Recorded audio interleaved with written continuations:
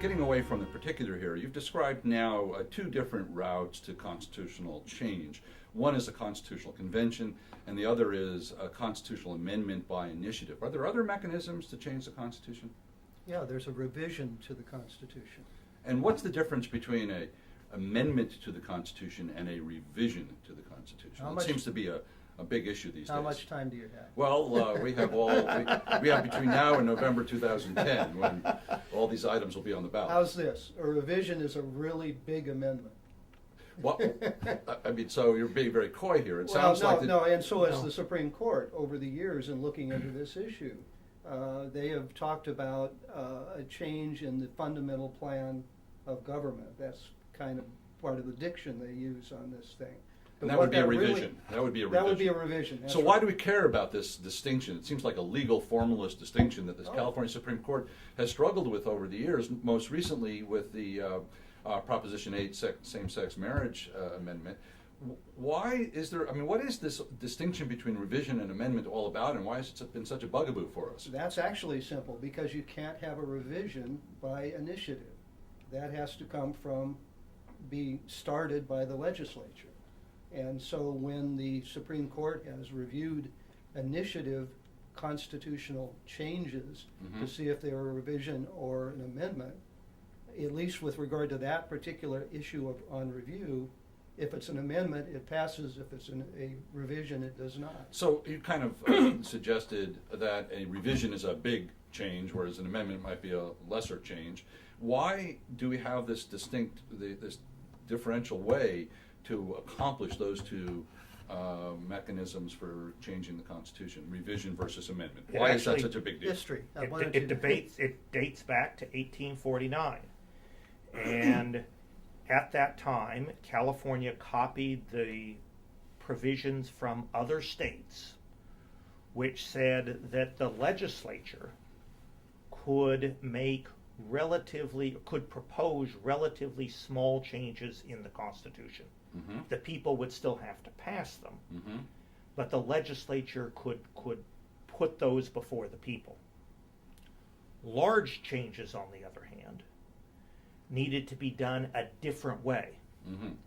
And by 1879, that different way was that we would have a constitutional convention. But the legislature in the 1879 Constitution was required to approve a constitutional convention, or to call it, with 2/3 in each house, is that right? Before the constitutional convention could be held. So even in the late 19th century, it sounds like the legislature could propose modest changes to the state constitution for voter approval, but any significant or substantial change would require a new convention. That's exactly right. And what is it about a convention that is so fundamentally different than the workings of the legislature that we would want to reserve significant or substantive changes, substantial changes to our overall document, our governing document, and require that those be done by convention rather than through the normal electoral process? Well, I think that political scientists and lawyers have probably a lot of different theories about this, but a couple of things come to mind. First, you want a constitutional convention to take the long view, not just what do we need to accomplish this month or this year, but what kind of government do we want for 10 years, 20 years, or 100 years. The second thing is that you want a constitutional convention to look at the entire Constitution. In other words, rather than doing what we have done over the last 100 years, which is to amend this part of the Constitution, amend that part of the Constitution. Piecemeal changes so that we've ended up with 500 amendments in this sort of crazy quilt of a state constitution. The idea is to look at the whole thing, how all the different parts put together, so that what can be proposed to the people is a cohesive whole, as opposed to just little itty-bitty parts. Well, and there's another element too, and that is the traditional American distrust of government as it is. And a constitutional convention is something new. It's not the sitting legislature which has been involved in all this stuff up till the time you have the convention. So, I mean, most Americans are familiar with only one constitutional convention, and that's the one in Philadelphia in 1787. And of course, the delegates to that convention have assumed larger than life personas, in at least in our memories and our histories. They were the founding fathers, and we sometimes ascribe to them superhuman intellectual powers. And they set forth a document that has served us well for 230 years. Is that the idea that that delegates to a convention are kind of going to rise above the current political fray and put their own self-interest aside and really create a vision for the future? That's the idea, but remember the 1787 convention also brings one of those, what would you call it, nervous undercurrents, and that is that convention itself was what's called a runaway convention.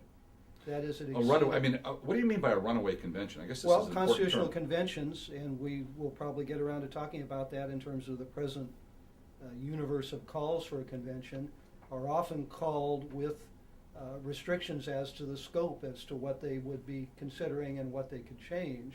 The federal constitution wasn't federal then, what should I say? The United States Constitutional Convention in 1787 was called with very limited purposes in mind by the governments of the several, they were then states, I think, under the Articles of Confederation. And they just gave us that whole big constitution that we've had ever since. You mean the delegates to the convention in Philadelphia in 1787 completely ignored their instructions, their charge, and All they were They supposed certainly to, exceeded it. yeah, all they were supposed to do was tweak the Articles of Confederation. Instead, they came up with a completely new document. so with that was a runaway convention. That's exactly Seemed to right. do pretty well. Well, I would agree with that. And so the 1787 convention was a runaway convention, maybe not to the same degree or with the same kind of poetry to it, but it was it exceeded Oh, its you mean charge. the 18... The 1878, 79 Yes. convention. No, I don't think No. it was. It really No. was functioning. We may denigrate its product, Uh-huh.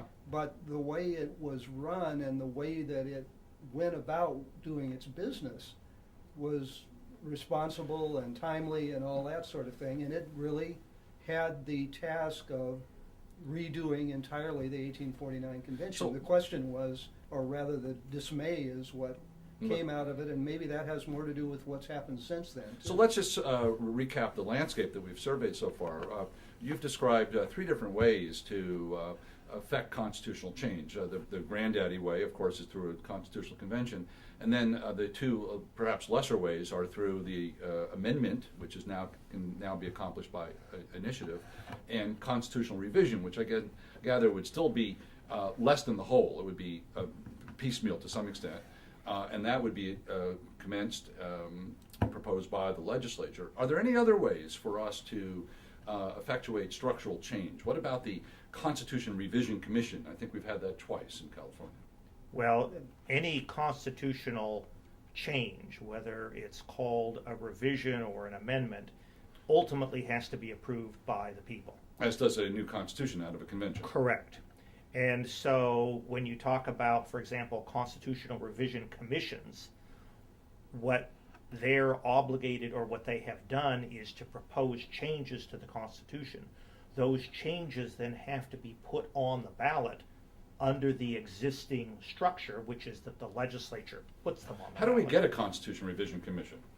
The legislature calls one, as I think, because it's essentially a body that's advisory to the legislature, because under the existing constitution, revisions have to come from the legislature. I see. So it's essentially, So it seems like it's a step short of calling a convention. oh, definitely. Yeah.